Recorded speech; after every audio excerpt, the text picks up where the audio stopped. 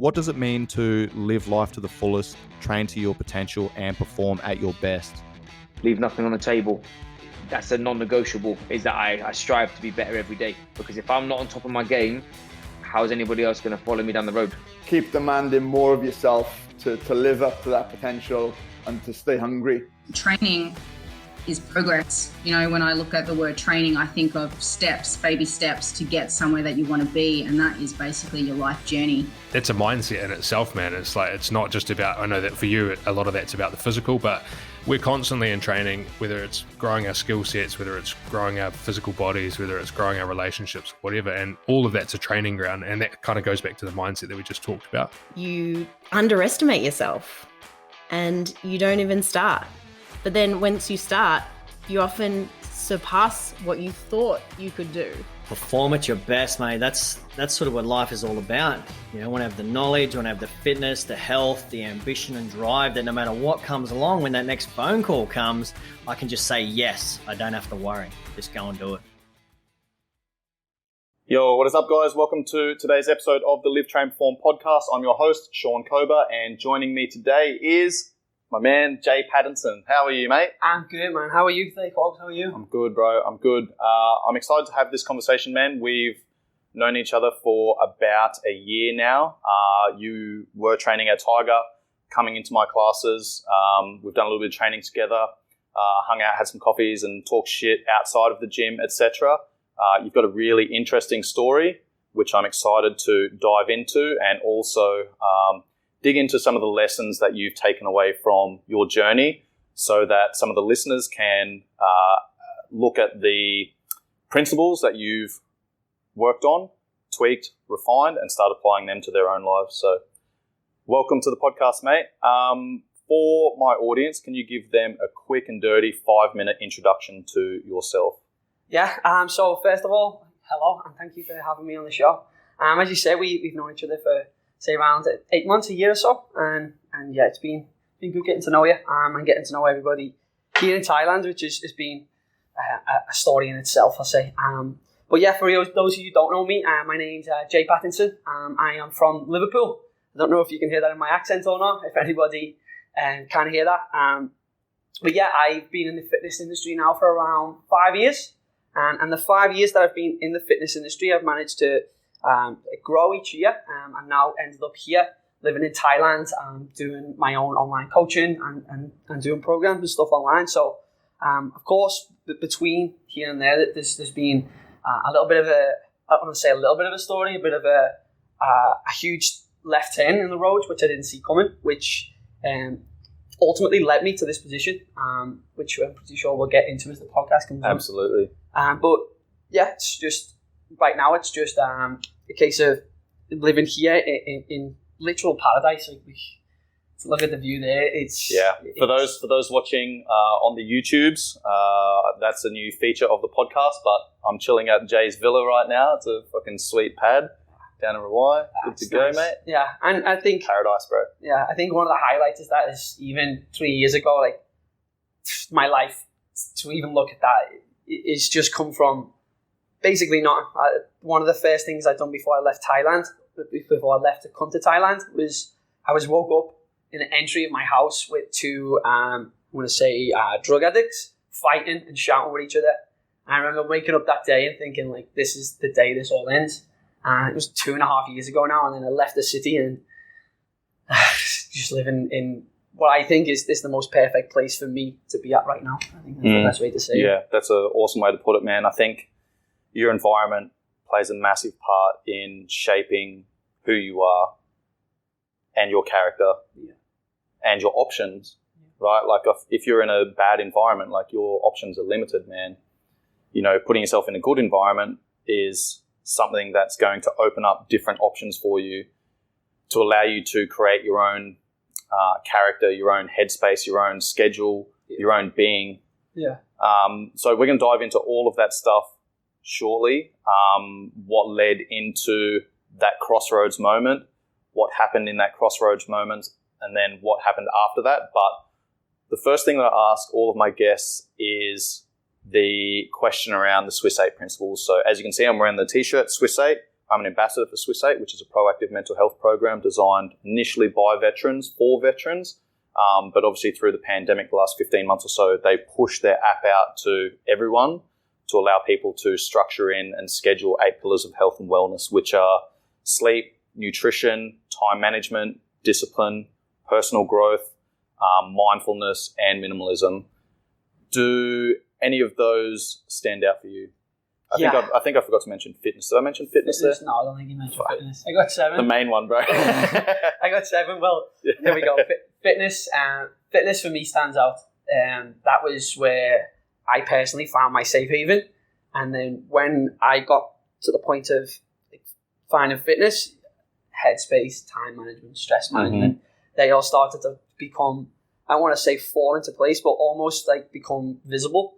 So once I got fitness routine sorted, it was like, okay, well, how do I get better at fitness? Okay, well, meditation. Okay, so how do I get better?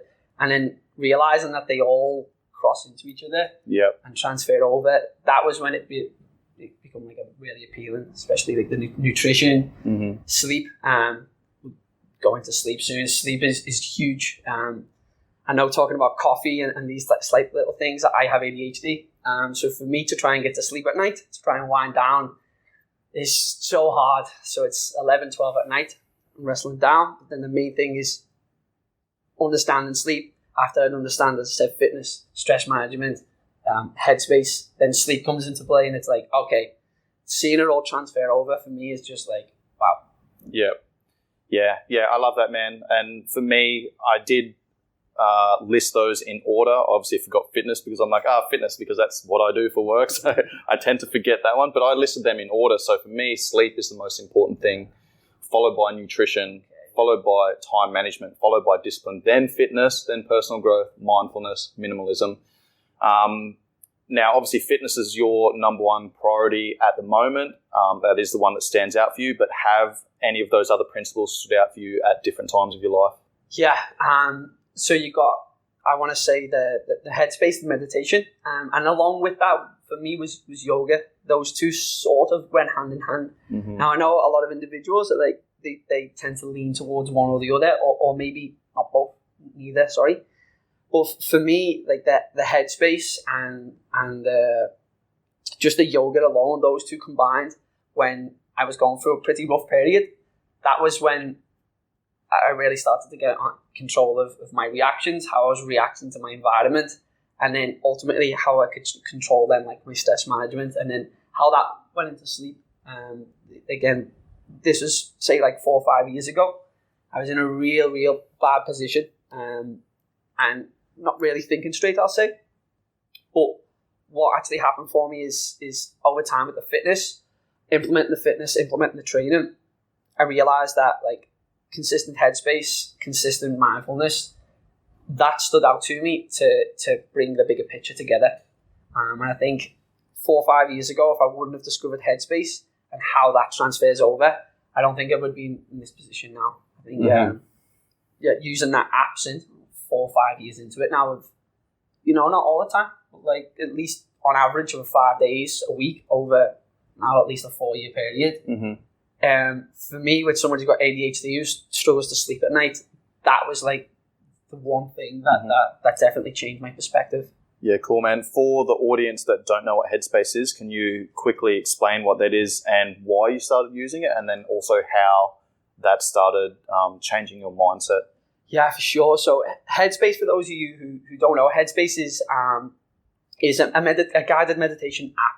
You can find in the App Store now. It's normally in the top 3 to 5 health apps that you can see. If you type in health, it comes up straight away. And for me, this is something that I really value, and it's because now the options that they have is unbelievable in terms of whether you're a beginner, whether you're an advanced meditator, whether you just want to track stuff and feel a bit of community. It even goes further in depth now with sleep like courses and then movement courses. But why I originally used it, and when I first got it, it was just the guy speaking and then the guided meditation. And this is not for everybody, but for me, it's not for everybody, but for me, the guided meditation helps so much, just simply because there's someone there talking, and like many other people's our brains wander, and every time like someone's speaking, it's just a bit of a refresh. And yeah, to see the consistency over time is like one of the best things I can say with the app, and maybe we go into training further, is small things done consistently over time equals results. And like that was my whole approach to it. That is progressive overload 101. Yeah. It's just that was my main focus. It was like 3 to 10 minutes, 4 to 7 days a week, and no less than 4 and up to 7. And over time, that's just changed my whole mentality. And now I've done 90% of the courses. Like I didn't do the course on pregnancy because I wasn't pregnant at the time. Still not pregnant? No, I'll have to go and get checked. We'll see. We'll see. But there is some titles that just stood out to me so much. Again, sleep being one of them. I've done, I think it's like 30 days on sleep, and it does go in depth. And the app itself, it is very, very beneficial, depending on where you're at and what you actually want to take from it as well. Yeah, that's awesome, man. I personally don't use Headspace or Calm or any of those other guided meditation apps, but that's because I've weaned myself off them. Initially, when I started mindfulness-based meditation, I was the same, man. Like, I'd just recently gotten out of the army, and I was dating a yoga teacher, and she's like, "Oh, do this mindfulness, do this meditation shit," and I was like, "What the fuck is this shit?" Like, it was just the way that it came across from her. Like, it came across as fluffy, and I was like, I don't need to do that shit, man. Like, I was a fucking soldier, and I was a highly performing sniper and rugby player, and I was like, that shit is not for me. But then once I I had to put my ego aside, man. And that's a big part of it, right? I had to put my ego aside, and like, I couldn't sit there for 5 minutes in my own head because I was just like, what the fuck are these thoughts? So I actually had to start using guided meditation because, like you said, you're focusing on that voice, and then the voice will stop for a little bit. It tells you what to do. Focus on your breathing. Nice deep breath in, long breath out. Now think about this, think about that. And it's guiding your thought process, which doesn't allow your own thoughts to come into your head. But I think that's an important thing, is being able to then kind of wean yourself off that and do unguided meditation. But that is definitely a good starting point for people to allow them to manage their mind. And I mean, the thing with mindfulness work is a lot of people think, I had this conversation a number of times already this week with some of my fighters, some of my online clients, and it's like, what's the goal of meditation? And I was the same, man. When I first started, I was like, what am I supposed to be doing? And my girlfriend was like, empty your mind. And I was like, well, I'm fucking failing at this because I can't empty my mind. I've been trying this for like 3 months now, being consistent with it every day, and I can't empty my mind. Like, I'm failing. But then one of my mates is a yoga teacher, yin style yoga teacher, and he actually used yin style yoga as an alternate therapy for PTSD. He was in Afghanistan, Iraq, etc., and he had his own demons that he was dealing with, and he went down the medicinal route, the pharmaceutical route, and then he was like, well, this is not fucking working for me. Like, I'm becoming reliant upon these drugs. I need to find something else. So he started doing yin style yoga, man, and that really helped change his mindset and his outlook. And then that started bleeding over to, working with other people. And then he like literally founded his company, Blind Tiger Yoga, and built his business around helping veterans, military, police, first responders do yin style yoga to kind of manage their mind, man. And I thought that was really powerful. But yeah, it's like I was saying, I've had this conversation quite a bit the last couple of days, the last couple of weeks, and the whole goal of mindfulness-based work is not to empty your mind. It is to allow those thoughts to come into your mind, but then don't attach any meaning to them, don't attach any emotions to them, and then let them pass. And a great analogy that I heard was, if a thief walks into an empty house, they look around, there's nothing to take here, there's nothing to connect to, and then they just walk out, right? And I think that's a great analogy for the mindfulness-based work. You don't need to, you're not trying to empty your mind, you're just letting these thoughts come in, boom, boom, boom, and all of these thoughts you can't control. You can't control the outcome. The point is not to attach emotion to them, let them pass, and then focus back on the breathing, because that is what you can control. Which is, it's crazy, man. Like, this served me in Afghanistan. I've told this story many, many times on the podcast about how just focusing on my breath allowed me to get to sleep and allowed me to be on the front foot. But the byproduct of that was, it forced me to come back to the breath. It forced me to think about the things that I could control. And then that literally changed my mindset for the rest of the, 8.5-month deployment, was being able to focus on the things that I could control and not worrying about the things that I couldn't control. Yeah. I think that's like a significant part of it. It's like over time, it's like you can't see it immediately, but over time you create that mental resilience. And I think one of the things that you relate back to, which I find funny, is like obviously going through the army and everything there. It's like I can relate to that. I grew up in a lads environment. Like, I was surrounded by the boys always, even still now. And when people, especially back home, they're like, "What are you doing with your meditation? Like, what's this?" I'm like, I do this because it allows me to focus on something else. And I think when we talk about meditation, it's always like, well, we want to breathe and we want to find ourselves. We want to, going back to what you just said, it's not about attaching stuff to it. I think one of the beauties of the meditation is that we're trying to focus on a single thing at a time and not but that. And when something comes in, it's about exactly what you said. It's about acknowledging it, acknowledging it, and then just popping a bubble almost and continuing doing what you're doing. And that transfers over. Like, you can see here, I've got a guitar. I've been playing guitar for a year. It allows you to sit in the meditation, allows you to pick up a guitar and then focus on nothing but the guitar. And I think the misconception sometimes is when people say, well, I run, so that means, or I cycle, so I meditate. And it's like, but while you're cycling, are you thinking of something else? And that's not directly that. It's just an association that you're doing something. But your awareness normally goes around like 3 seconds. Like, I go, okay, 10 breaths in and out. In 10, 9, 8, I'm gone. And then like, okay. Yeah, 100%, man. 100%. Back through it. So that side of it, man, I can like, especially with like the lad side of it, it's like a lot of my friends back home would be like, what are you doing? Like, it makes no sense, especially in the society that we grew up. But to see how much you can help and transfer over, I had a lot of anger issues, man. Deep-rooted anger issues, and that come out in past relationships. And I remember walking away and thinking, like, how can I deal with that? Like, how can I deal with it? And like 8 months went by. I thought I'd dealt with it, and I hadn't. And what had happened was then I was just put back into a similar situation, and they all just kept popping up, and I was like, that's me, that's not them, that's me. Yeah, 100%. So then I had to relate back and work on stuff, and now, like, a couple of years down the line, like, going through like relationships, I managed to end relationships like positively, and that's something that I took from it, because like my anger issues when I was younger, I might have said something wrong or said something that I haven't mean in the heat of the moment. And like now, with the shift of the mentality of headspace or meditation, or finding that's something that's worked, now I would never handle the situation the same, because I'm not that same person all the time, because the way I handle it is the way I see it is now just completely different. Yeah.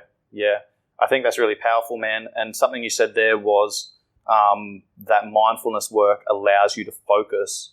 And I think that is something that's not really considered when people are looking at mindfulness or meditation-based work. And that's a great point, man. Like, we live in this world where we are constantly distracted. Like, we are always looking for things to do. How many people can just like sit there in silence with their own thoughts, bro? It's not. And, and that's the thing, man. Like, it's not easy. But the point that I'm making is, how do you get better at anything? You need to train yourself to do that thing. So if you want to start with meditation, you want to start with some mindfulness because you want to see your ability to focus your attention on specific things that you're working towards, then, that's a great way of doing it. And you don't need to do 10 minutes of meditation every day. You might just go, I'm going to do 1 minute of guided meditation. Yeah. See what focus for 1 minute. Yeah, exactly, man. So just, all right, this is the one thing that I'm going to do right now. 1 minute, man. I'm just going to focus for 1 minute. I'm not going to let my attention go anywhere else. If thoughts do come in, let them pass. Yeah. And I think that's a great point, as it does carry over to other things, because, again, we have, I think, what I hear is like 60, 70,000 thoughts a day or some shit like that, man, as humans. And they're all pulling you in different directions, right? And if you're not fucking focused on what you're doing, you're not clear on what it is that you're working towards, you know, you're going to get pulled in all different directions, and then you don't get anything done. And then you finish the day and you're like, well, fuck, I've been busy, but I haven't actually achieved anything. Yeah. Like I can go through days of just playing loud music and looking forward to training and just before I know it, I've woke up at 5 p.m. around, I've done nothing but potter about, and like I'm busy, but I could be so much more efficient or productive or focused, and like over time, like I've developed like a morning routine, and I've put headspace around that morning routine. And like when you were mentioning like the Swiss 8 before, I was thinking like for me, what I would value at some point is a morning routine, but like a specific point in that. Yeah. And it all relates back to like looking after yourself in the morning. We discussed this earlier, didn't we? Like looking after yourself in that morning time and being like selfish to be selfless just pays off so much. Like now I get the beauty of waking up here and going outside and getting some vitamin D. As soon as my feet touch that sand on the beach, I'm writing out a gratitude list and smiling. You know, it's like just these little things. And so let's pause there and talk about your morning routine. Like, what do you do for a morning routine? How does that serve you? Why did you start doing that? So it all starts for me. My morning routine starts in the evening.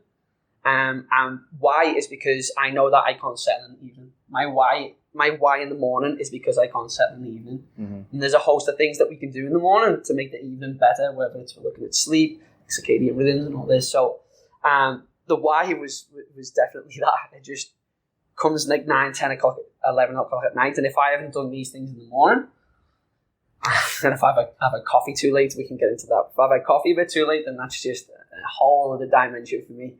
But what I do in the morning is I express gratitude. Well, actually, let's go in order. So the first thing I do is take 10 deep breaths. Whilst you're still in bed? Like as soon as your eyes open? Sat up, take 10 deep breaths. Are you listening?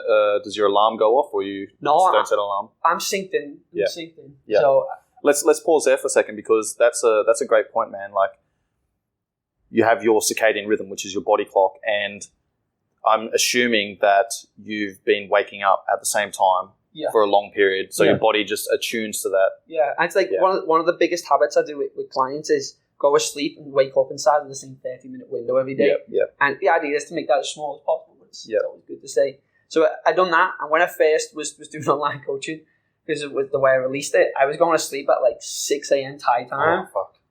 And everyone was 11 o'clock in England because I was messing everybody trying to kick the business. And then over time, like when I first met you, that's where I was. And then over time, it's just like 15-minute windows all the way back. And then next thing, I'm now 6 months down the line from that, 6:30 every single day.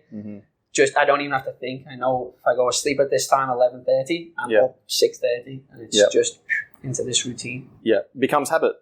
The more you do something, the more it becomes habit. The less you have to think about it, the fucking more like willpower you have. Because I was reading something on psychology. I've got a psychology book that like 50 of the most influential psychology whatever that I was reading yesterday, and they were talking about that point as like willpower is finite.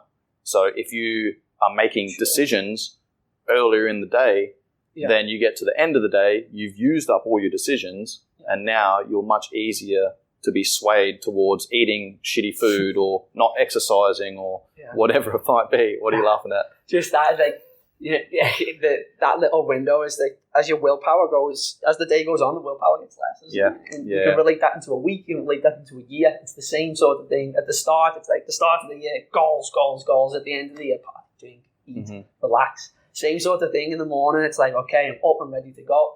When it comes to around 7, 8 at night, I might eat a bit of chocolate sometimes. I might do a few things that I wouldn't highly recommend every single day. But willpower at that point is a thing. But also, I think I like to live 80-20, man. Oh, 100%. I think that's important. That's balance, man. God, I think that's that balance. But, going back to what you were just saying, we build these habits, and we want our habits to be the path of least resistance. Yeah. You know, so that means we want to build good, positive habits that are going to have a flow-on effect to all of these other things. We just spoke about it, man. Like, everything is connected. Something you talked about earlier was the fitness. When I did the fitness, then it had this flow-on effect to these other things. Back then, it was a mindfulness, had this flow-on effect.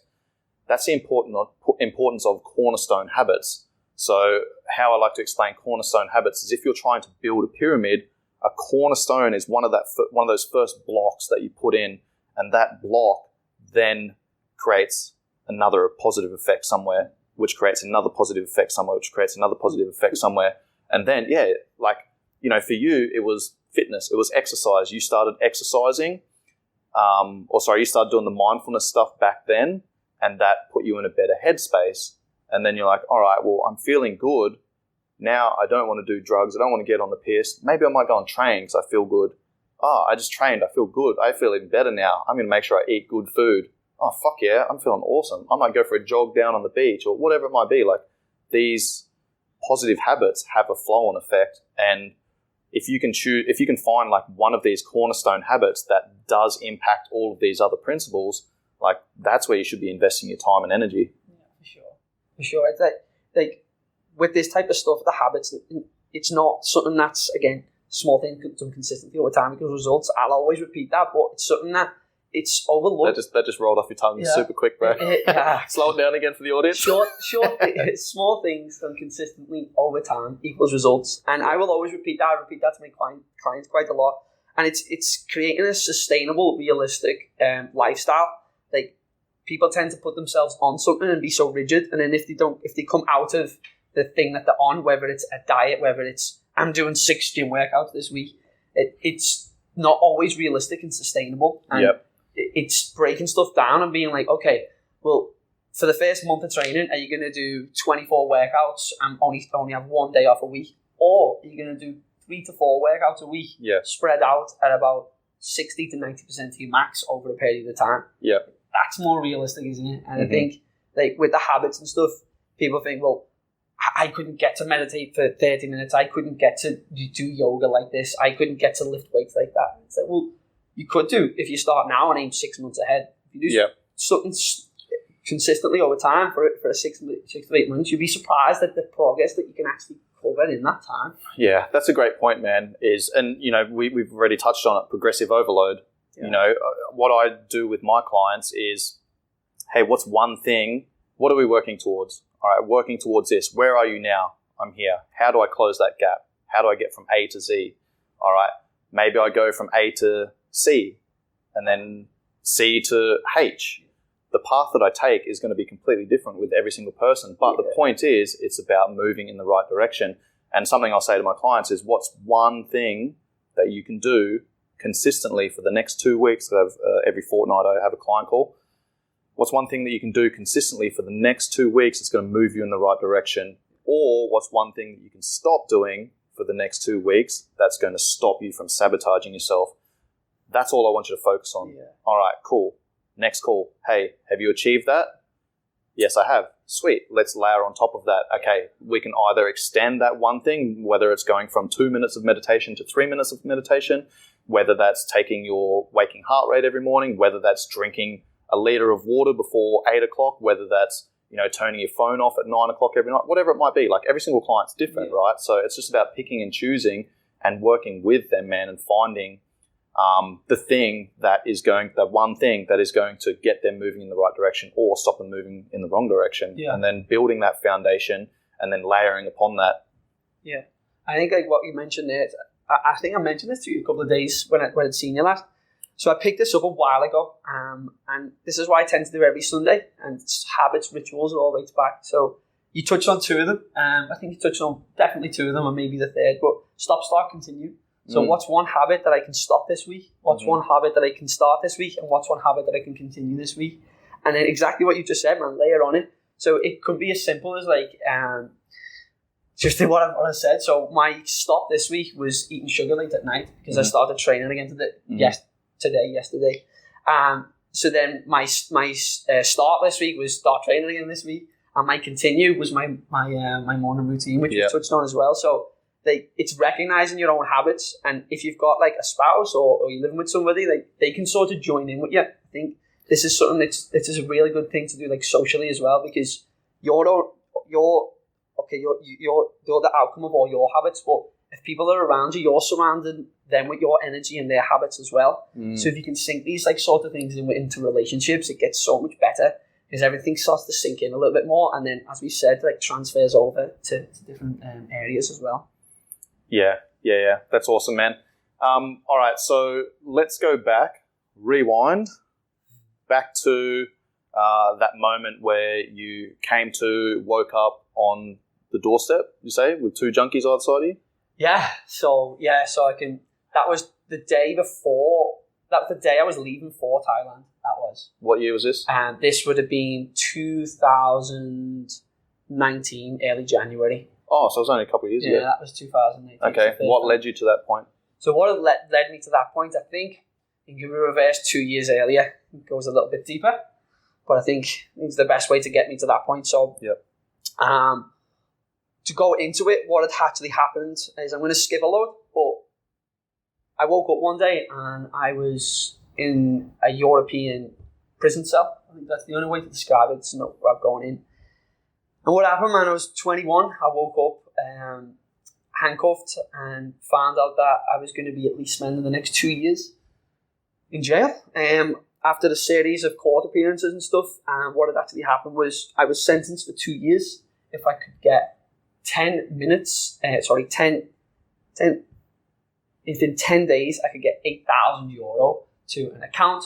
I would have granted bail. And at that time, for me, I had no money at all. I was clearly found myself in one of the worst positions you could ever imagine. Are you comfortable talking about what led you to that point? Like why you're locked up? Yeah, I can talk about it, man. Yeah, I just didn't know where to gauge, I'm just sort of getting that in, so this is the first time. Yeah, so let's start from the top, sort of. So Johnny, I was around 18 in college, starting training, enjoying life. What happened was I was out partying with everybody, and over time, at that time, I was a mechanic. I was working 8 until 4:30, and I was working 5 till 9 in a retail brand in England, which was really like at the time, it was the amount of work I was doing was £2.77 an hour. Oh, jeez. And I was working into the ground, so I was getting £100 for 60, 70 hours work. So I found myself in a lot of debt just from going out partying and stuff, and I didn't realise.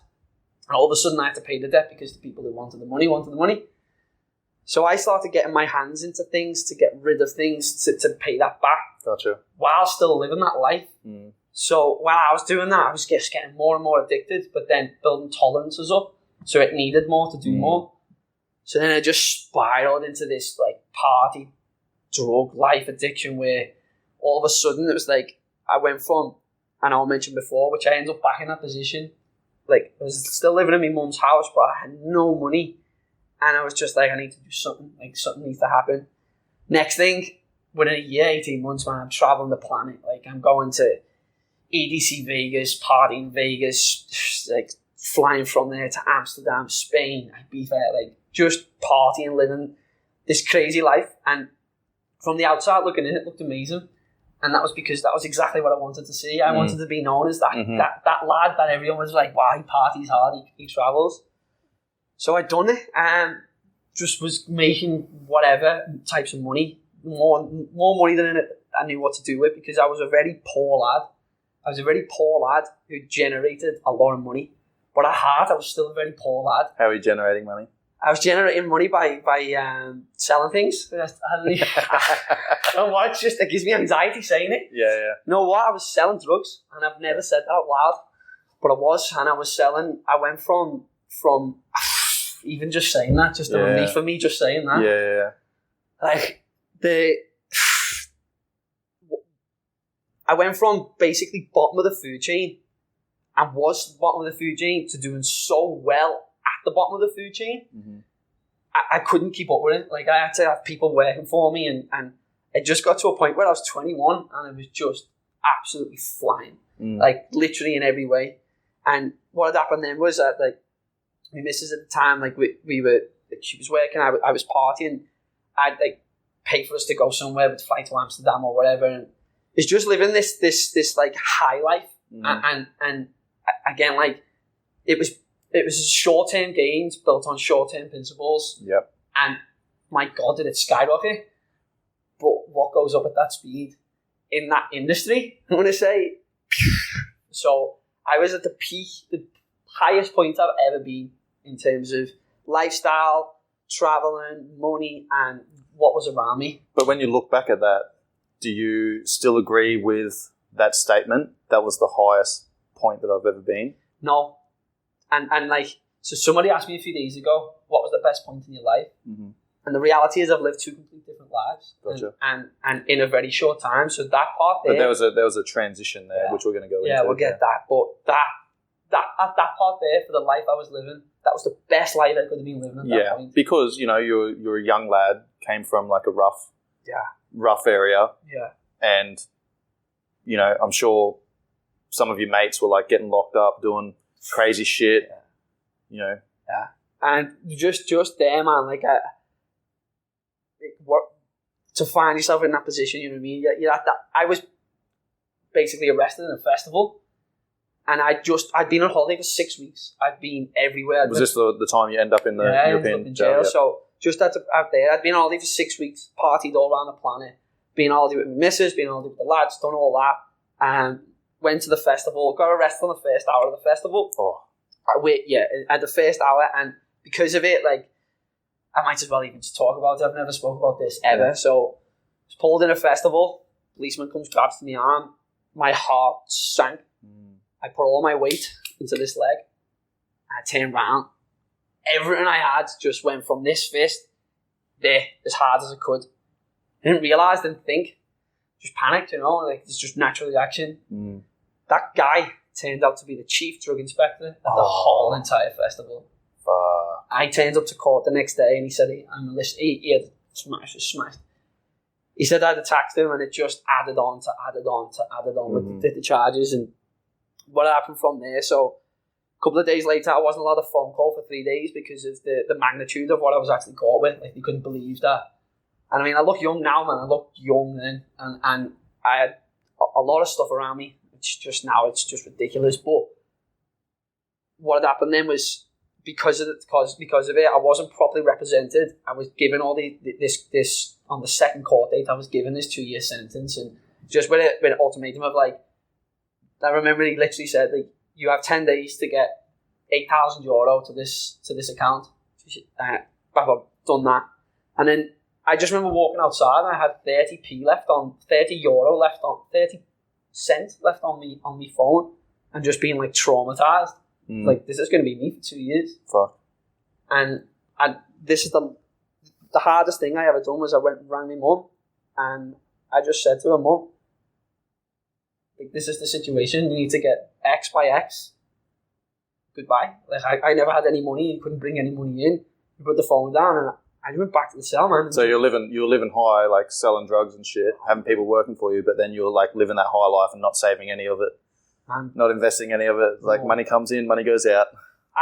And people, like, that's what I'm asked before. Like, do you regret it? It's like, no. Like, do I regret it in this mentality? Still no, man. Like, I don't regret, because I've seen stuff that people, I can't even imagine. I've partied with people and places, and like the main thing that I regret, the only thing that I regret, is my handling of people and relationships at that time. Like, I treated people bad, man, and that was because I was selfish and greedy. Yeah, that's also a reflection of you at the time, man. Yeah, and like that was tough. Even after it, like that dealing with it, and one of the best things is like it destroyed my mum. Like, again, like, you go from that high, I left my mum. See you soon, Mum. I had to ring her on that thing. Listen, I was chugging jail. I'm fucked. So it's destroyed there, but it's made our relationship stronger. Like, I can be open now and tell her stuff and whatever else. And it made other relationships at that time, like, first of all, worse, but then built back stronger. And you go back to that point where, like, you wake up in that cell, you don't know what's happening, and then you get the phone call, and it's like 10 days. And 10 days later, just, again, I completely unaware of this. I think it was like 7 days in, I was like, right, this is me for 2 years. Like, or at least 3 months and then 2 years, because the next court date would have been 3 months. So you'd already come to the conclusion that that was going to be you? You'd already accepted it? That was it, man. You go through like a grieving period? Yeah. A grieving period, then a denial period, and then a confused period? Grieving, not necessarily denial. It was quick acceptance. Okay. It was just like the penny, like the penny had dropped. I took a big, massive slap to the face, and it was like, well, this is what you fucking get, isn't it? Yeah. Like, and I could look at it like that, and I was like, well, I remember looking back over time, because you have so much time to think, man. They locked us up for 23 hours. It was just like, yeah, you fucking deserve it, don't you? Yeah. You fucking, and then, like, that was a point where I was like, if I get out of this, I remember sat in there praying, man, like, in a little tiny holding cell, which was the size of this, doing dips and everything to keep my brain, just anything. I just suffered having ADHD in there, I think, added a whole different element to it, but what had happened then with the grieving, I come back over to England, so I skipped a bit there, let me go back. 10 days later, somebody comes into the cell, knocks, Patterson, get your stuff, get out. Nice and short. Get out, I come outside, I don't really want to say the country I'm in, I get a train to somewhere, I get in touch with my sister, we get me a flight home. I come home and it's horrible, man, like horrible. Like the relationship I was in, I completely messed. My family had tarnished our name. You just went into fucking self-destruction mode? It was just, and then I was in so much debt. Because I'm assuming, like, you get home and people are talking, your reputation's shot, you've gone from living this fucking high-flying life where you can do whatever you want, whenever you want, to having your fucking world crumble around you.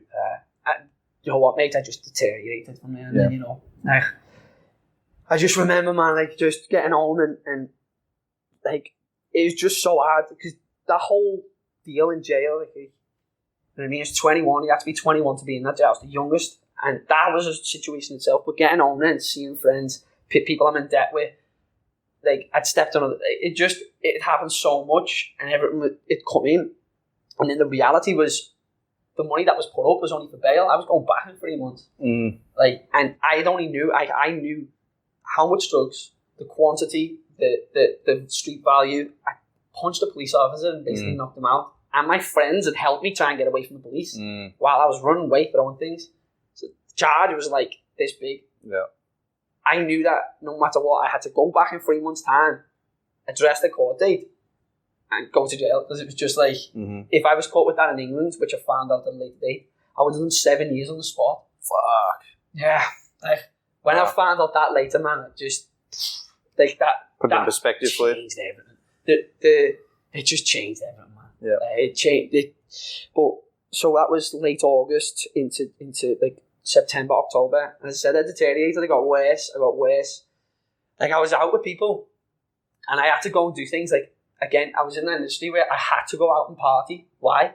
Because I owed people money, and I had to go and do it. So I had to put myself into these situations, and the PTSD I got. So you had to keep making money to. I had to keep making to pay off your debts. Look, man, I don't know where else I should say this. Like, it's like someone, I was pulled after a few weeks of being home. It was inevitable. I was trying to keep my head down a little bit. I was pulled. I was told, like, you're going to take this to this festival, and you're going to do this. And if you don't do that, then you won't be walking in a couple of weeks. It's just like, it's threatened with all sorts, told what to do, and I had to go and do the job. So I'm walking into a festival.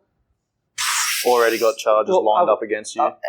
I walked to 3 festivals in that 3 month period with that charge still active, and had to go and work for people. And that the PTSD of that was just unbelievable. But I never had a choice, man. Yeah. Of course, you kind of put yourself in that situation, man. So talk to me about, give me a brief overview, very quick rundown of what happened when you went back to court. Yeah, so that little part was, so a couple of days before it, completely accepted my reality then. I was like, jail's on, it's inevitable, we're going back, that's it. You're going to jail for 2 years. That was the sentence, done. Like, it was just, I had to accept it, but I was like, I couldn't get my head around it, but it was just like, you're going to do it. Man, I booked a one-way flight. I rang my mates, cried to a few of my mates. It's like 5 of my mates. Spoke to my mum. I was fucking trembling, man. Got a flight over to where I was going to. Stayed in the hotel, woke up the next day, suited and booted, turned up to it. And then over that, it's like, I know we touched on this before, it's just, you go into it and everything's in a foreign language as well. I think that's another thing to highlight. You don't really know what's happening. You get, like, they're having a big conversation and I get like a snippet and like a big conversation. And because someone said, booked a flight to come over there, showed remorse, I think I got something at the time at someone I was working with, because I'd volunteered in a garage to get myself back on the straight and narrow at that point. And the guy was working, said he's volunteered, That was a part in it. So a couple of decent references. There's one reference in particular, one of the lads had wrote out, and then on top of that, it's like cried my eyes out to try to do it. I mentioned this to you. The woman in court was around my mum's age, and she was one of two judges, I believe, in that country, in that district at the time, I'll say. And she had a son around my age, and she could basically show remorse. And the fact that I'd done all them things, she was like, I want to give you another chance. And what I actually found out was I remember leaving there and everything else, and feeling so overwhelmed, crying, and then that point just saying to myself, like, my life is going to change. Like, that after everything, I'd accepted 2 years. So you'd already accepted 2 years. You booked everything. You tied up all your loose ends, walked into court. I'm done. I'm here for 2 years.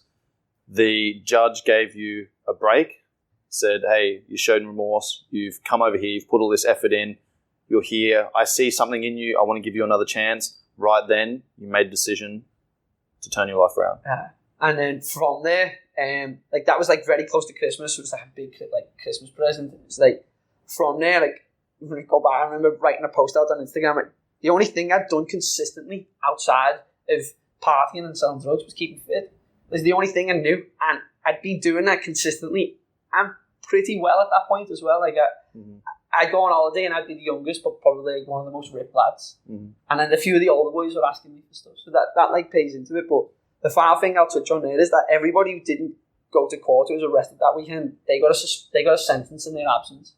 So that was just like a rounded like cherry on top of, like, I didn't want to go. I was going to stay in England, and I was saying to people, and they were like, face the music. Yeah. So that was the last thing with that. But decision was made. So then I put myself. So the decision was made January. This is what I'm going to do. Quit fitness. Quit mechanics. Left everything. I got me thing in that. Left everything I knew and was like, that's what I'm doing. Put myself as a taxi driver, and I worked 12 hours a night, Thursday, Friday, Saturday in Liverpool, a big student city. And then Sunday, Monday, Tuesday, Thursday, I worked on everything I could with fitness, man. Just everything. Like, as in training yourself or training, coaching? Listening to podcasts. PT, course. So at that point, I was, so my thing was, at that time, was like, right, who am I now? I'm nobody. Right, so you kind of like, you had a persona, and that persona was gone. Yeah. You tore that down. Well, it fell down around you. You went, I need to fucking throw this in the rubbish. I need to rebuild this persona and my identity. And mate, that is what I did. I think I said to one of the lads, I've moved away, but I still live here. That was one of my little things. Like, I still live where I live, but I just completely changed everything that I'd done. Like habits started coming in. Like, that's where that all plays into play. What about the people you're hanging out with? So, do you know what? Like, on that, I was really tough because my addictions, man, it was no longer sustainable or realistic for me to put myself in that environment all the time. Yep. And I love my mates, and it was very, very difficult because I spent the last 3 years, 2 years in Liverpool, quite isolated. Like, I'd come out, and towards the end, like, my nickname was Patterson. The lads would be like, Pato's out.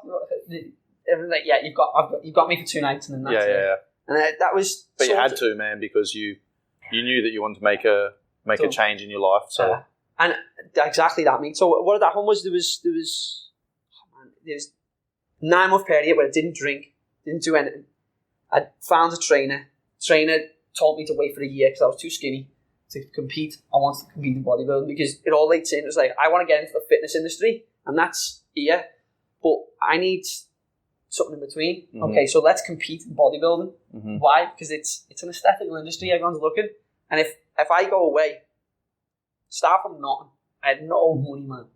Do a competition, off that, use that, and then sort of do another one, and then create more, and then sort of do the personal training course around it.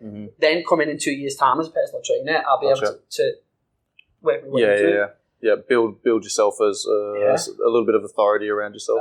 And that happened, man. Like exactly that happened in the exact order, like to a perfect T. Mhm. I competed 7 or 8 months after I was supposed to be sentenced. I come second out of 38 competitors in London in a men's physique competition, and that was like you do the. I'm a 5% guy, so what I mean is like if I do something and I don't get in the top 5% in the first 1 or 2 tries, then it just goes to a side and I try something else. Mhm. And that's something at a later date I found other people did that, but that was something I'd always done. Like, and it was like that, man. Like at 38 people, a lot, and I come second, and these are all.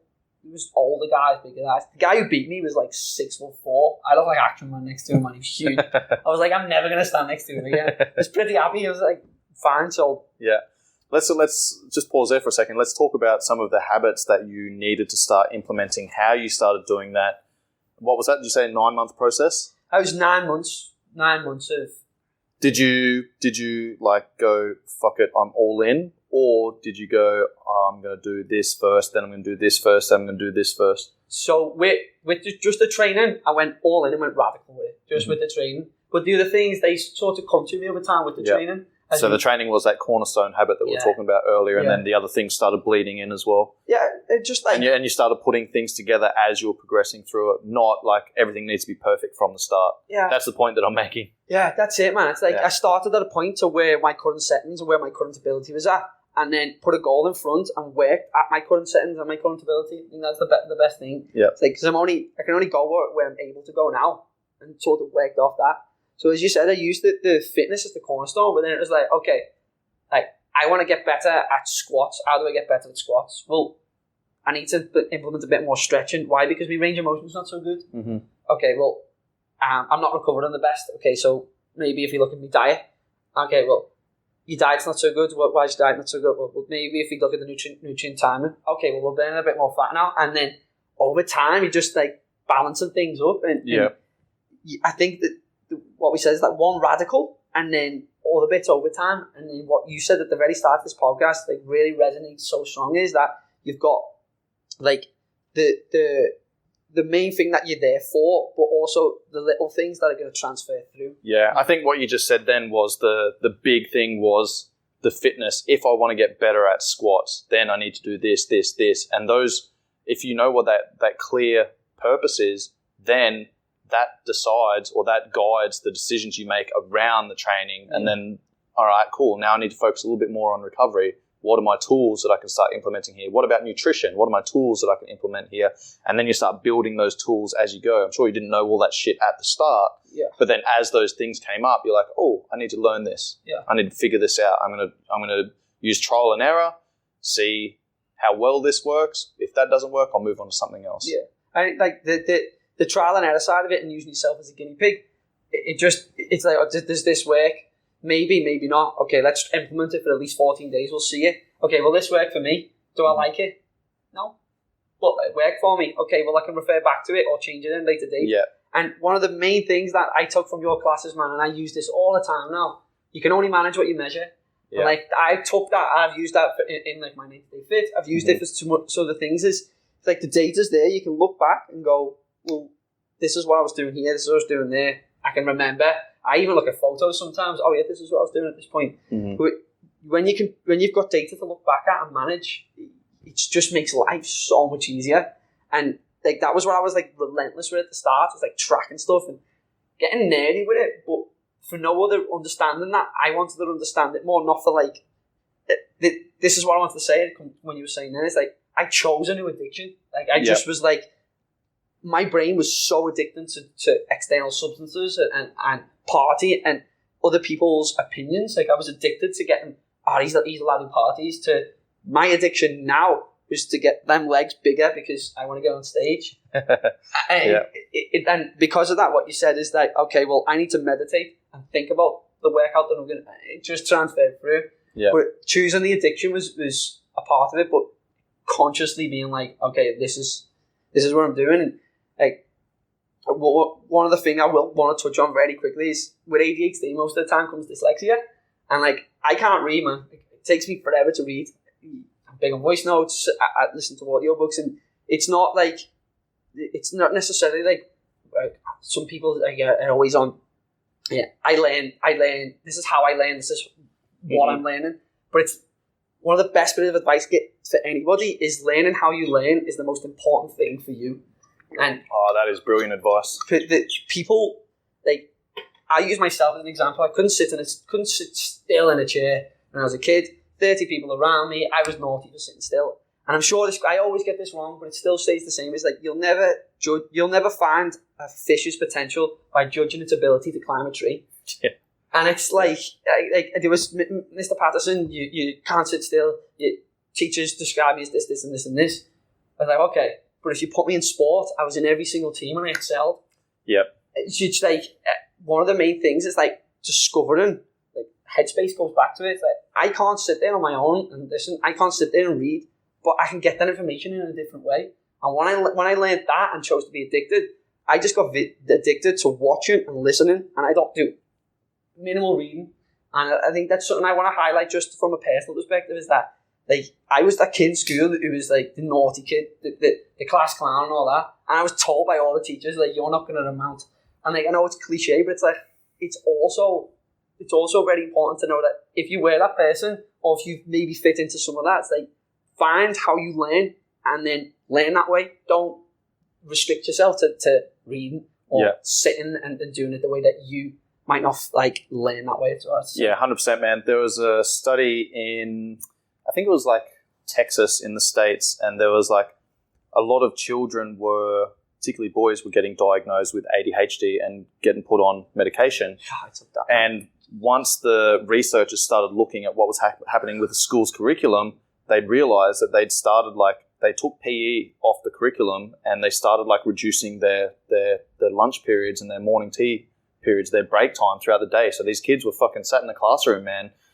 So I know what I was like as a little boy. Is like I learned from doing shit, and as a coach, this is something that I'm always harping on about with my coaches, and it's always at the forefront of my mind when I'm coaching a class. Is there's visual learners, there's auditory learners, and there's kinesthetic learners.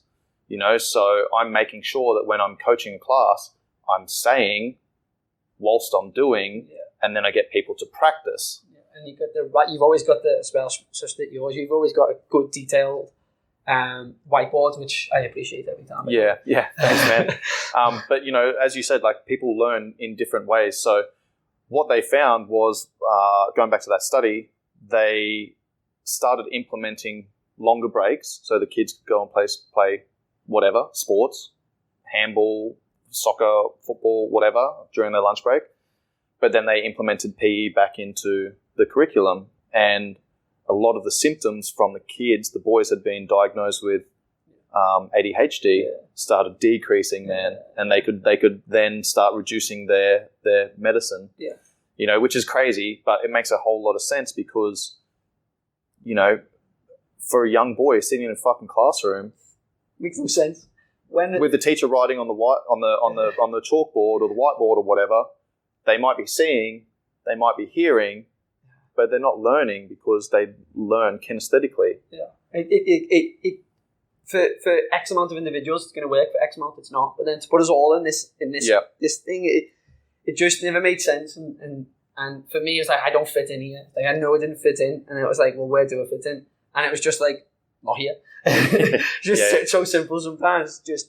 But that the learning sort of thing that really catapulted me in, because I was then relentless with what I knew. It's like, I know I'm good at fitness. I know I'm confident at this. I know I can do this. This is only what I'm doing, and I'm not doing anything else. Mm-hmm. And then as I sort of went down the line there, Colbs, I just sort of, the next year I competed again, didn't do so well, but then again, small things done consistently over time, equal results. So the year after then, I went back 2018, and this was the biggest year of my life. So it was 2 years exactly since I'd been released from jail.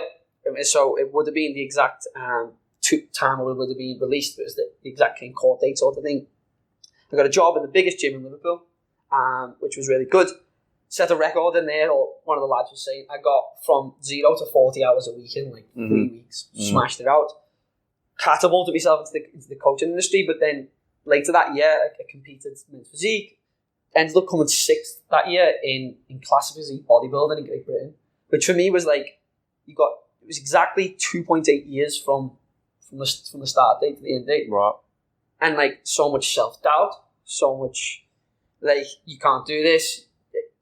My mates take the piss out of me. What the fuck are you doing? Why are you talking to a camera on Instagram? You look stupid, which now I get paid for. Like, what are you doing, Pato? You look stupid. Stop talking to the camera about fitness. You were doing blah blah last year. It's like, yeah, but this is doing something for the bigger. Yeah.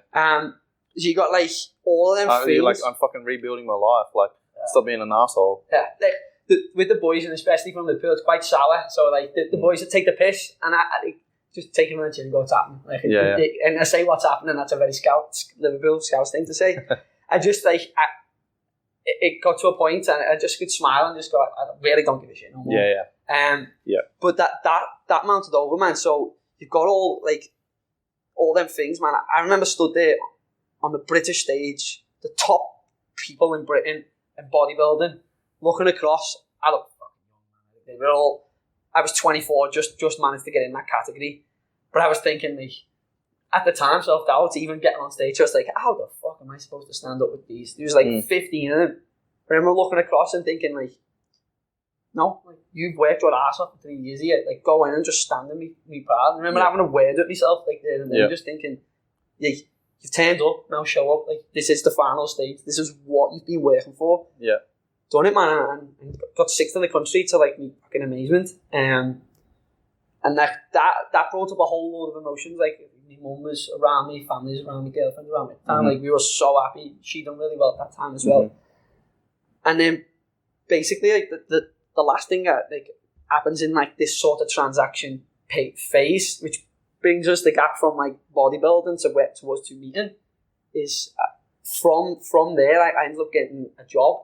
And working, to touch on very quickly, working for the world's leading luxury hotel brand, which this relates back to everything that we spoke about: morning routines, sleep, rituals, habits. And it's like, why? So one of my jobs for the hotel chain was people had come in. I was a sleep ambassador.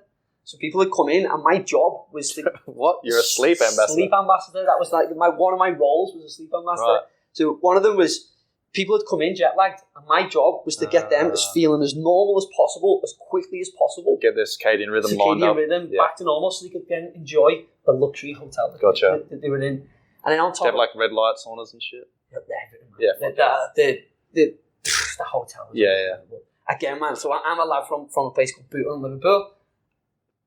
Like, man, I can't believe it. So I'm sat in these places called the excitement it gives me even now talking about it. Like, the places are unbelievable. The facilities are unbelievable. Like, I was the gym manager, PT, the on-site nutritionalist, all of this stuff, man. Like,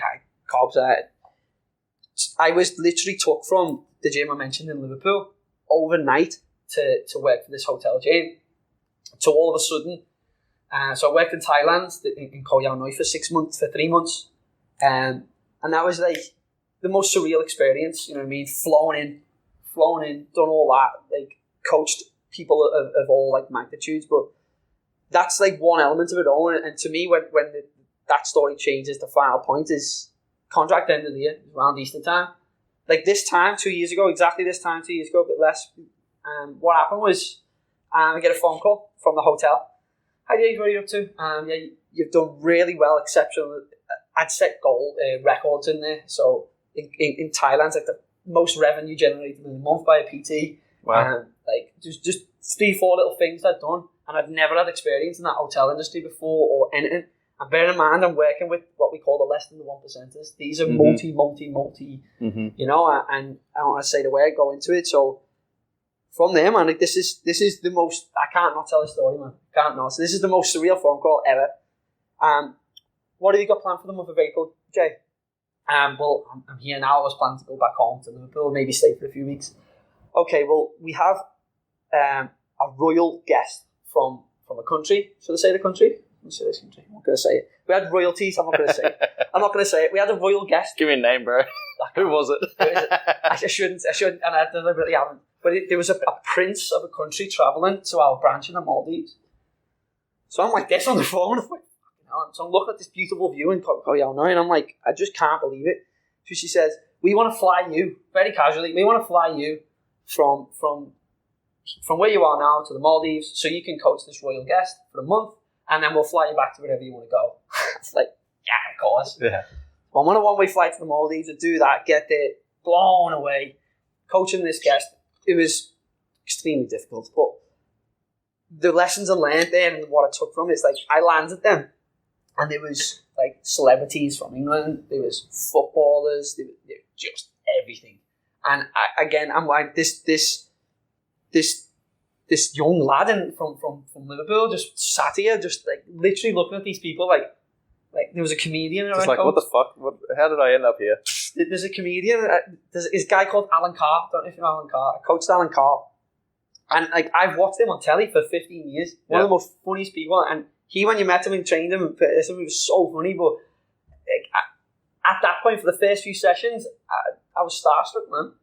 Like, I can imagine. Just couldn't believe it. But that then I went to other places and worked other places, and then down the line, COVID did, as you know, and the sort of ties us back into how we met that 8 months ago. So it does bring us back around, but the hotel stuff is like something that's personal to me that I just wanted to mention is like going from that transaction period and like living that sort of life for me was you know, and you're like, this is high flying. That's high flying, and that's what I was about to say. What the question I was asked is like, what was your highest point in your life? And when I was 20 and partying and doing everything that I wanted, for that person, I was living the best life ever. Mm-hmm.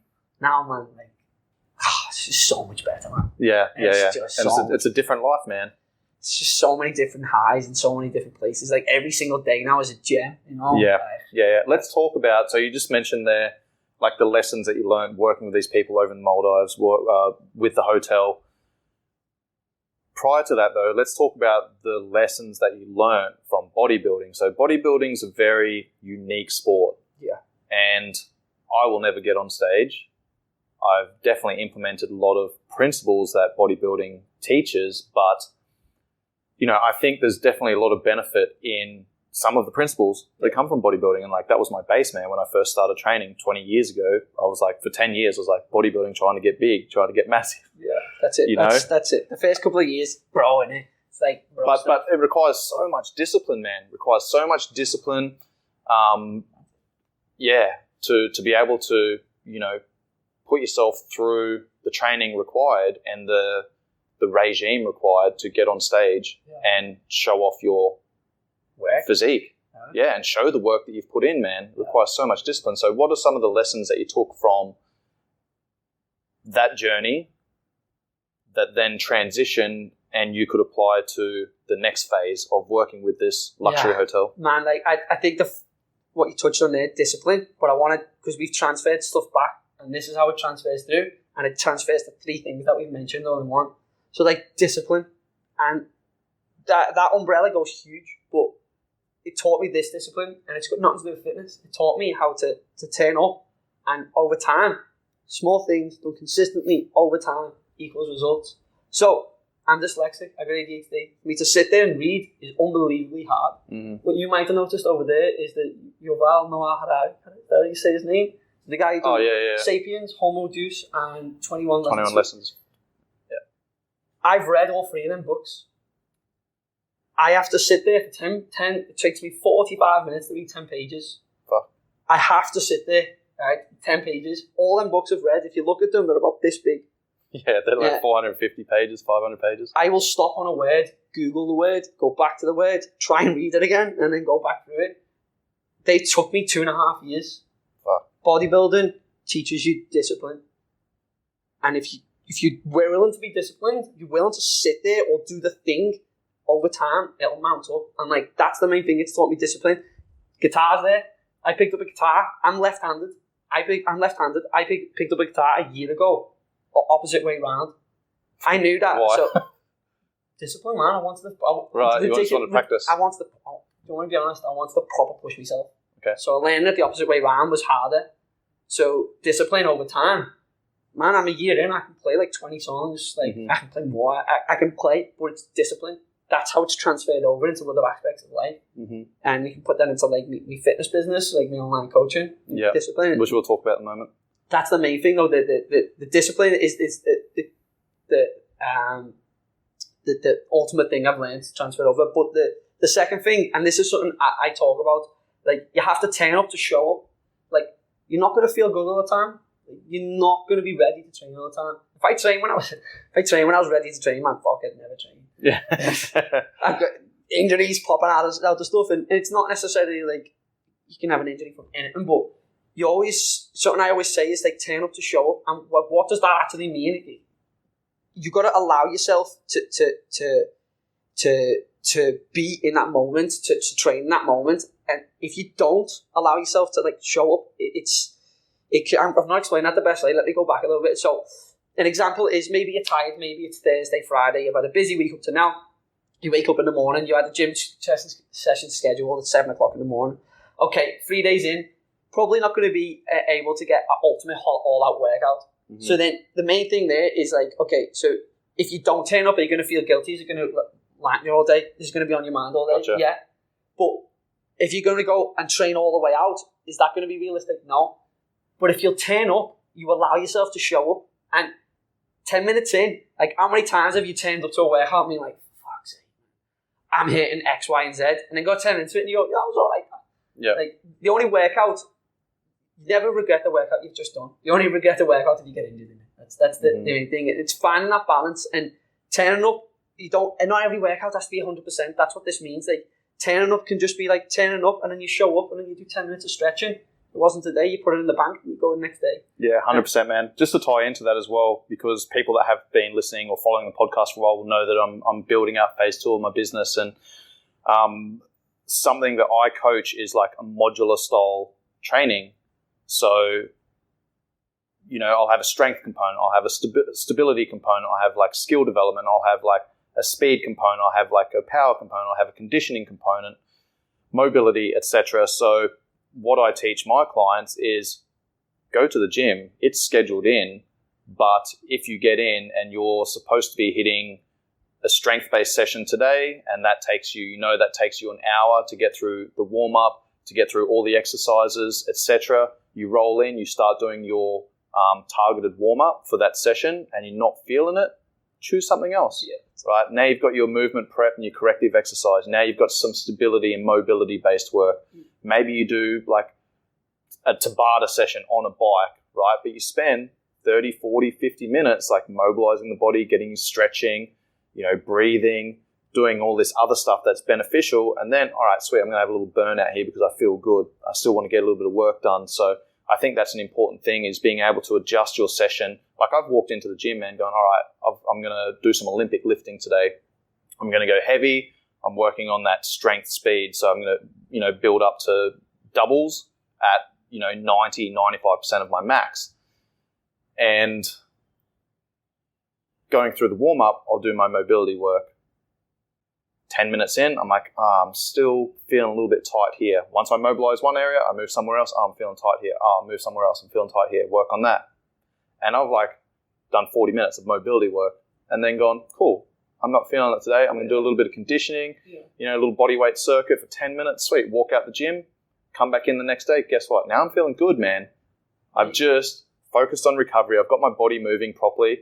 I haven't stuck to the training program, but I've still got in and got something done. So for me, that's what that means. As you said, it's like, what'd you say? Turn up?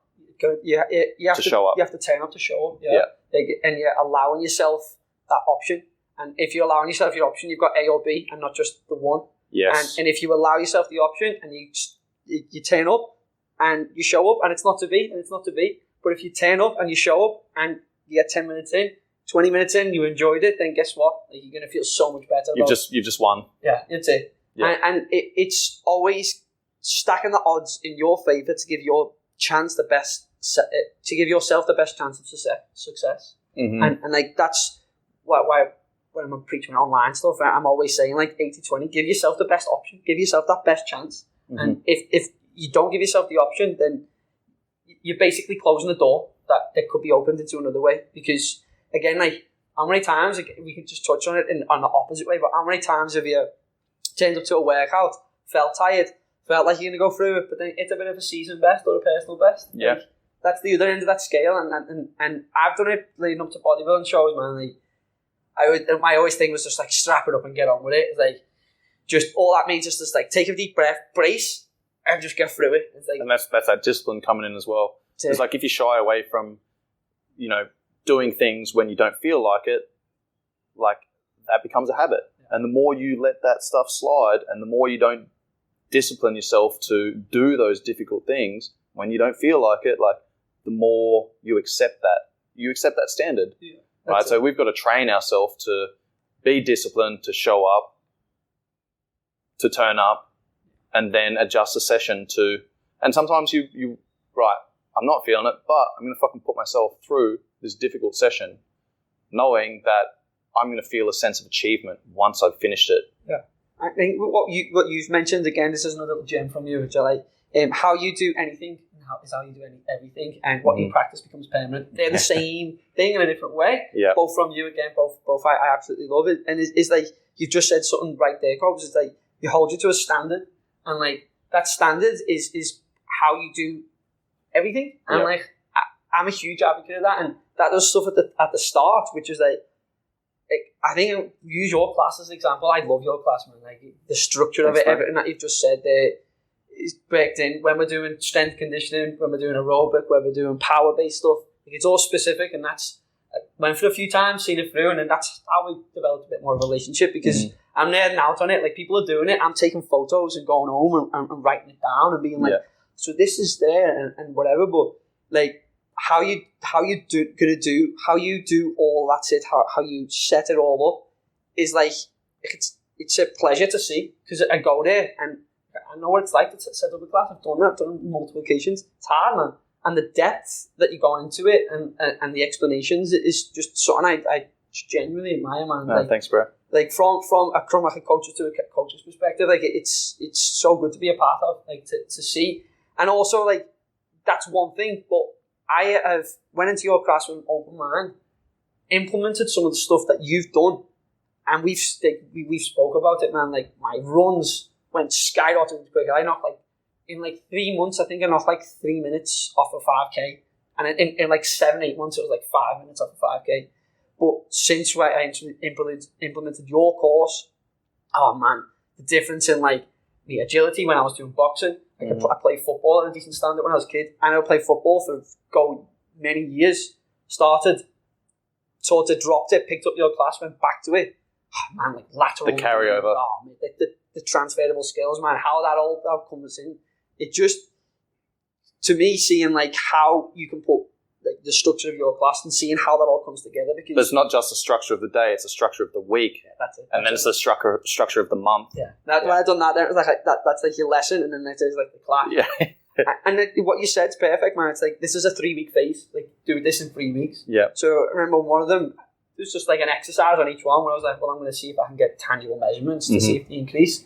And then all that increased, and then my speed increased. So then, oh man, me kicks on me on Muay Thai, me lifts, everything aesthetically I look better. And then again, it all transfers in. Improve functionality, improve performance, improve aesthetics. Yeah. Breath of fresh air for me when I discovered your class. Genuine breath of fresh air, man. I enjoyed it. Thanks, man. Appreciate it. So let's talk about, you've just released a program. Let's talk about that briefly before we start wrapping up. Yeah, so the program is so you touched on similar, because we've had these discussions, our way of going about things is different, but our philosophies are very, very similar. And the 90-day fit is a combination of multiple genres of fitness fused together, and it's not necessarily a bodyweight program, it's not necessarily a strength program, and it's not necessarily let's just say a powerlifting program. There's elements of all that in there, like MAF workouts, strength conditioning workouts. Even you see one of the 5x5s, I definitely robbed off you as well. So you got elements of all different genres of fitness. And what I've done over the 90-day period is fuse them together. So every 3 weeks, again, you got 4 different phases that progress each phase and progress each week. And each phase leads into the next one. Yeah, each builds build the foundation, then layer. Yeah, exactly that. You build the foundation, and the motto for the first one is what I've spoke about, is you can only manage what you measure, and going off that, And no matter where you are now, if you're a beginner, like, you're only as good as your foundation. And if your foundation has got holes in it, as you get further into your fitness journey, your health and fitness journey, if your foundation's got holes in it, it'll start to seep. And the main thing is what I like to call the bare bones basics. Like, everything we've touched on this, like stress management, I think it's always down to 5 things. And get on top of them. You've got stimulus for training. Then you've got hydration and nutrition, like they come in for me. Mm-hmm. Then you've got sleep and stress management. Like, for me, you've got to put the stimulus in, and then you've got to put the food around it. Yeah. And if they're done right, then you'll be able to sleep well. And then on top of that, managing stress. Like, for me, they're the foundation of fitness, you know. Yeah. And if you've got like one of them with the hole in it, not even the foundation for fitness, man. That's like the foundation for life, right? yeah. I mean, take the stimulus out maybe, but the stimulus is the adaptation that you put on the next 4 rounds. That's like when we're going really specific to training. But like, again, like, you're only as solid as that foundation, and if you want to like build off it, you've got to make sure that this baseline layer has been laid out, and that's what the 90-day fit's all about. It teaches you how to lay this out, hold yourself accountable, how to track, how to measure things, and then how all of it transfers through. Because in the Facebook group, I talk a lot about, like, just done a big video on habits and rituals, which go into everything we spoke about here. And then we've got like supplementation, and you've got like nutrition, different types of nutrition structures, how your nutrition evolves, how you evolve. Like, the good thing about the 90-day fit is that it's not, it's got 3 options, and people think, well, beginner, intermediate, advanced. No. People want to skip to beginner, intermediate, advanced. Yeah. No. Like, how much time do you have? So the foundation of the course is the same. But if you're an athlete who plays, let's say you play football and you like to do boxing once a week, hypothetically, if you're doing something like this, then you might only have 4 sessions. You can go to the gym. So then you put your boxing in, and then you put the 4 workouts around it. Then you might be someone who can only get to the gym 5-6 times a week and maybe a run. So then the next layer up, and then the third layer up is like covers everything, covers all like 6-7 workouts a week. But that's if you're not doing anything else. Gotcha. So it's got 3 different levels based on the time that you have to spare. And doing it like that is like, people want to go to the gym and spend like 90 minutes because they might only have that twice a week. Yeah. So then there's systems in place for that. I'm an advocate. Like, I train today for 25 minutes. Yeah. Fucking hard. Like, 25 minutes for me. Well, I want to do 2 things right now. I want to burn body fat. I want to gain muscle. Short-term intensity trumps long-term endurance when we want to do that. But at the start of any training session, at any program, whether we're starting up, whether you've been in lockdown like us, volume and frequency trump intensity. Like, 100%. Oh man, the amount of times, like, what are you doing? Just going hard, and it's just like, man, you're gonna do 3 sessions this week. I'm gonna do 6. Yeah. You're gonna spend 40 minutes to an hour. I'm gonna spend 20 minutes each time. Yep, 100%, man. That's what the approach that 90-day fit's got, and that's like, it's all about that foundation, building off that foundation, and then obviously working and like seeing the results change as your body comes. As your intensity increases, your volume decreases. Exactly, and then exactly that. So the final thing I'll say on the program is, as we get further into the program, if we're doing aerobic, cardio capacity workouts, if we're doing them style workouts, we're only doing that. And if we're doing power styled workouts, we're only doing that. Yeah. Guess what happens? Final thing, man, we transfer over because of, say, 60 days up to that point of you doing those style of workouts, conditioning, strength. That point, your recovery rate is so good, is that you can spend the time in between, recover efficiently, and do the power workouts. You can spend the high volume. You can do the high volume workouts with less rest periods. Yeah. And as the course gets on, at the start, it's quite close together. So you've got like volume and intensity relatively close together.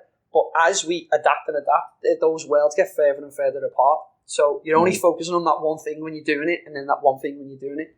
But it takes time to get there. It's conditioning, foundation to build off. Of course. That's awesome, man. So if people are listening and they want to jump on the 90-day fit with Jay, is that what it's called? Yeah, 90-day fit with Jay. Yeah, where do they go? Yeah, it's straight onto the Instagram at 90-day fit with Jay. I think released it officially 2 weeks ago now. It's been 2 weeks ago. And you can see everything from me. My actual mental health video is the last thing I posted on my Instagram. My Instagram is at Jay Pattinson Fit. You can catch me on there if anyone needs anything. Message me, emails, or anything that we can relate to on this. I know, like, the final thing I'll touch on with mental health is that after these conversations I've had and in the past, because I've been in the paper a few times, I get so many people reach out to me. For bad reasons? Or good and reasons? Bad, yeah. Good and bad. So I've had like people go, I'm in this position now, how can I get out? And that's been like financial positions, like depression, anxiety, all of these things, like all them types. But I've also had people message me saying, I've been watching your stuff and I've changed a little bit. And those two resonate really, really like, well. And if anybody does have any like sort of questions or anything that's sort of resonated with them and they're wondering how they can help or what they can do, like, always feel free to reach out to me. Like, I will happily help as many people out as possible in terms of mental health, because that bracket is. You've been there before. I've been there, and you know what it's like, man. You've learned some tools. You've got some lessons that you can help other people implement. Yeah, I think the final thing on that is like I was there, but it was my fault. Yeah. Some people go there. Some people get to this position, and it weren't their fault. And if it was or wasn't your fault, it doesn't matter. Why? Because you're still in that position. Yeah. And it's still a thing. Like, it was my fault. Yeah. But like, if I had someone to tell me like it's going to be all right, try X, Y, and Z. I didn't, because I kept it all in, and it was only after I got through it I was like, "This is what I've done." Oh shit! There's more people like me. Yeah. And like that was a revelation, and that's like the thing is, if people want to talk, and always talk. Like, yeah, for sure, man. Talking can only help. In my opinion. Yeah, absolutely. Mate, it's been a great conversation. I'll have your links in the show notes. I am off the social media at the moment. Oh, yeah, your socials. How's that been, man? Dude, it's been fucking awesome, man. Yeah. It's been awesome. Like, I'm going back to the focus before. Like, people are so distracted all the time, man. And now that I've made the decision to get off social media, like, I haven't even deleted the apps from my phone. I just simply removed them from my home screen, right? All my notifications always off anyway. My phone's always on silent, so I've already disciplined myself. Again, it goes back to that discipline, right? Yeah. So I haven't even, thought about going onto social media. There's been a couple times where I'm like, I need to reach out to this person. I was like, no, just put that off and ride it out. I was initially planning on doing 2 weeks. It's 2 weeks on Monday when this drops. But I might push it out another week, might push it out another 2 weeks, man, because I've been so fucking productive, bro, because I don't have those distractions, right? I'm focused on what I'm doing. I'm not looking for something else to distract my mind. It's a distraction, isn't it? But like, can you feel it in terms of like your mental clarity is like less? 100%, man. Yeah. Again, I'm not looking for those distractions. So when I'm doing something, I'm like, literally, again, time management, discipline. I'm like, I know what I'm fucking doing throughout the day. It's like, whereas before I literally had to like schedule time for social media posts and shit like that. That would be in my calendar. I was like, I'm going to have brunch and I'm going to go through my socials. I'm going to answer my WhatsApp first because that's where my clients contact me. Then I'm going to go through Instagram. Then I'm going to go through Messenger. Then I'm going to go through Facebook, then emails, etc., etc. Whereas now I've cut all that out. Now I've just got WhatsApp. I've got Facebook Messenger and my emails, man. Yeah. So I don't have the Instagram. I don't have Facebook. So I'm not like going on there, doing what I need to do and then scrolling. Yeah. And I'm not like, sometimes you'll post, man, for the sake of posting, right? So you can stay relevant. And I was like, fuck that, man. Like I want to remove that element. And I was also sick of like hearing people's opinions. Yeah. About everything that's happening in the world right now. Like everyone's a fucking, everyone's a professional. Everyone knows what's going on in the world right now. And like I was like, man, like I don't want to hear your opinion. You're trying to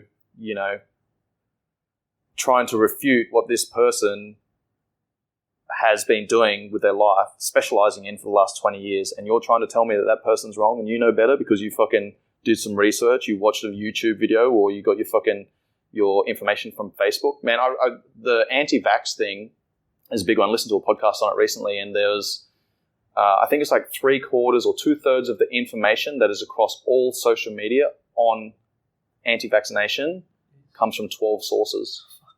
And then that just gets shared. So, man, I just removed myself from that shit. But, I'll probably be back on in a couple of weeks. So just to wrap up, mate, I do have to run because I've got clients. The name of the podcast is Live, Train, Perform. That stands for live life to the fullest, train to your potential, perform at your best.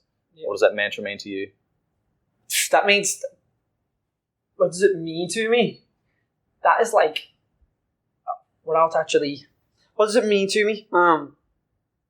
It resonates deeply because that's exactly how I've been living my life. Like, so close to it. Like, Yeah. In terms of like live, train, perform, like for me,